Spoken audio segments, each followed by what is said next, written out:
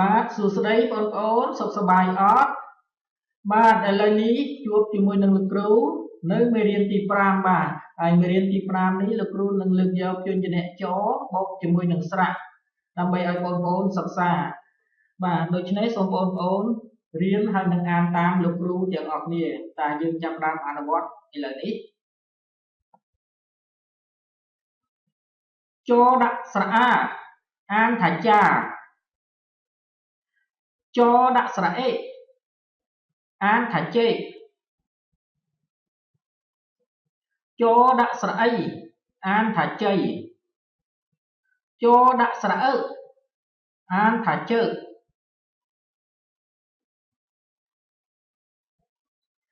ចដាក់ស្រៈអើអានថាជើ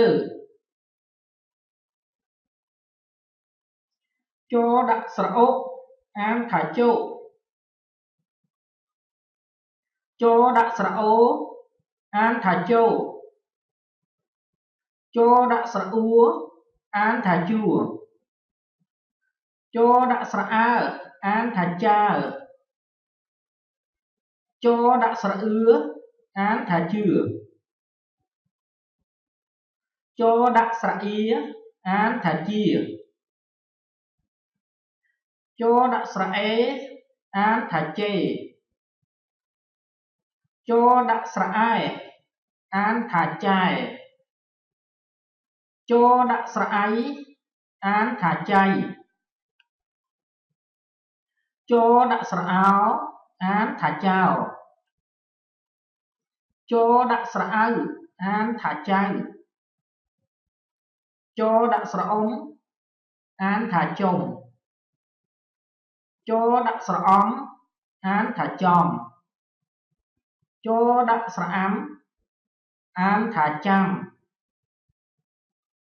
ចដាក់ស្រៈអាសអានថាចាស់ចដាក់ស្រៈអុសអានថាចុះចដាក់ស្រៈអេសអានថាចេះចដាក់ស្រៈអស់អានថាចោះបាទអរគុណបងប្អូនបាទឥឡូវសូមបងប្អូនអានជាមួយនឹងលោកគ្រូម្ដងទៀតតាចអាចាចអេចេចអីជ័យចអើជើចអើជើចអូជោចអូជោចអ៊ូជួ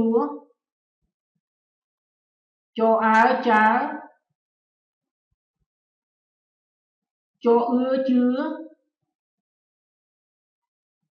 ចអៀជាចអេជេចអែចែចអៃចៃចអោចោចអៅចៅចអ៊ំចុំចអមចំចអាំចាំចអាស់ចាស់ចអុសចុះចអេសចេះចអស់ចោះបាទសូមបងប្អូនអានម្ដងទៀតយើងអានឲ្យបាន3ដងយើងនឹងបានឆាប់ចាំណាបាទចាជេជ័យជើជើចោ